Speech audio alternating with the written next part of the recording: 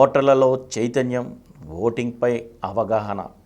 Election commission of India తెలియజేస్తున్న కొన్ని విషయాలను ఇప్పుడు మనం తెలుసుకుందాం. ముందుగా ఎన్నికల తేదీ మే 13వ తారీఖు మీకు అందరికీ తెలిసిన విషయమే. 13వ తేదీన ఓటు వేయడానికి వెళ్లే ముందు ఓటర్ స్లిప్తో పాటు ఇప్పుడు నేను చెప్తున్న కొన్ని గుర్తింపు కార్డులలో ఏదో ఒక గుర్తింపు కార్డును తీసుకువెళ్ళడం మర్చిపోవద్దు. 1. ఓటర్ ఫోటో గుర్తింపు కార్డు. 2. ఆధార్ కార్డు. 3. ఉపాధి హామీ జాబ్ కార్డు. 4. ఫోటోతో కూడిన బ్యాంక్ తపాలా ఖాతా పుస్తకం. 5. Driving licence. 6. PAN card. 7. కార్మిక మంత్రిత్వ శాఖ జారీ చేసే ఆరోగ్య బీమా స్మార్ట్ కార్డు. 8. ఎన్పిఆర్ కింద ఆర్జీఐ జారీ చేసిన స్మార్ట్ కార్డు. 9. భారతీయ పాస్పోర్ట్. 10. ఫోటోతో కూడిన పెన్షన్ డాక్యుమెంట్స్. 11. కేంద్ర రాష్ట్ర ప్రభుత్వ ఉద్యోగులకు జారీ చేసిన ఫోటోతో కూడిన గుర్తింపు కార్డు. 12. ఎంపీ, ఎమ్మెల్యే, ఎమ్మెల్సీలకు జారీ చేసే అధికారిక గుర్తింపు కార్డు. 13. ప్రత్యేక వైకల్యం కలిగిన దివ్యాంగులకు కేంద్ర న్యాయ సాధికారిత మంత్రిత్వ శాఖ జారీ చేసే యూనిక్ డిజిటల్ గుర్తింపు కార్డు. ఈ కార్డులలో ఏదో ఒక కార్డు ఓటర్ స్లిప్తో పాటు తీసుకువెళ్ళడం మర్చిపోకండి.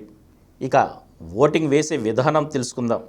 ఓటు వేసిన తర్వాత 3 సెకండ్ల పాటు వేచి ఉండి కనిపించే గుర్తు మీరు ఎంచుకున్నదేనా అని తనిఖీ చేయండి. మీరు ఓటు వేసిన చిహ్నాన్ని తనిఖీ చేయడానికి మీరు వీవీప్యాట్ ప్రింటర్లో 7 సెకండ్ల విండోని పొందుతారు.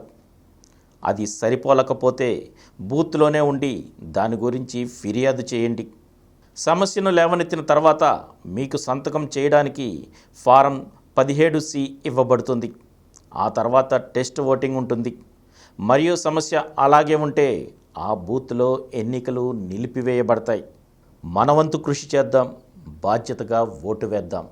ఇక మనం ప్రయాణించాల్సిన బస్సో రైలో తప్పిపోతే కాస్త ఆలస్యమైన గమ్యస్థానం చేరుకోవచ్చు. అదే ఓటు వేయకపోతే మళ్ళీ 5 ఏళ్ల దాకా ఆ అవకాశం కోల్పోయినట్లు. మనది ఒక్క ఓటే కదా అని నిర్లక్ష్యం చేస్తే 5 ఏళ్ళు నిర్లక్ష్యానికి గురవుతాం. ఒక్క ఓటు తేడాతో ఎన్నో సంచలనాలు చోటు చేసుకున్నాయి.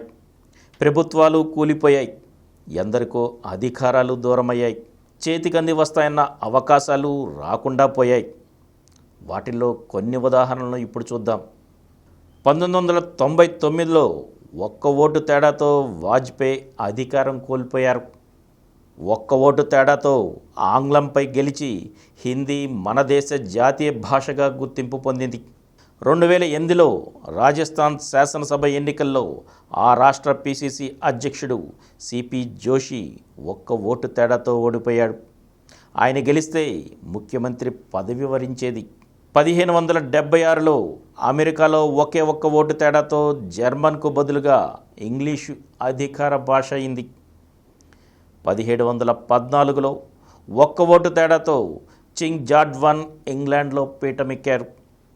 1800లో థామస్ జాఫర్సన్, 1824లో జాన్ స్విన్ ఆడమ్స్, 1876లో రోదర్ఫర్డ్ జేమ్స్లు ఎలక్టరల్ కాలేజ్లో ఒకే ఒక్క ఓటు తేడాతో అమెరికా అధ్యక్షులుగా పదవులు అలంకరించారు. 1923 నవంబర్ 8న జర్మనీలో నాజీ పార్టీ అధ్యక్ష పదవికి జరిగిన ఎన్నికల్లో ఒకే ఒక్క ఓటు తేడాతో అడాల్ఫ్ హిట్లర్ ప్రత్యర్థి ఓడిపోయాడు. లేదంటే ప్రపంచ చరిత్ర మరో విధంగా ఉండేదేమో. మీకున్న ఒక్క ఓటుకి అంతటి శక్తి ఉంది. మీ ఒక్క ఓటు సంచలనం సృష్టించవచ్చు. తప్పక ఓటేయండి. మీ భవిష్యత్తును మీరే మార్చుకోండి. కొన్ని దేశాలలో ఓటు విలువ ఎలా ఉందో ఇప్పుడు చూద్దాం. బెల్జియంలో వరుసగా 4 సార్లు ఓటేయకపోతే 10 ఏళ్ల వరకు ఓటు హక్కు ఉండదు. మొదటిసారి వేయకపోతే 4,000 రూపాయలు, రెండోసారికి 10,000 రూపాయలు జరిమానా వేస్తారు. ప్రభుత్వ ఉద్యోగ అవకాశాలు కోల్పోతారు. దీంతో అక్కడ 96% ఓటింగ్ నమోదవుతోంది. ఇక ఆస్ట్రేలియాలోనూ జరిమానా విధానాన్ని అనుసరిస్తున్నారు.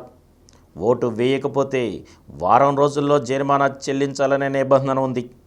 దీంతో ఇక్కడ 98% పోలింగ్ నమోదవుతోంది. సింగపూర్లో ఓటు వేయకపోతే ఓటర్ జాబితా నుంచి పేరు తీసేస్తారు. కారణాలను పూర్తి ఆధారాలతో పెద్దల సంతకంతో అందిస్తేనే ఓటు హక్కు పునరుద్ధరిస్తారు. దీంతో 92% నమోదవుతోంది. ఇక గ్రీస్లో ఓటు వేయని వారికి డ్రైవింగ్ లైసెన్స్, పాస్పోర్టు ఇవ్వరు.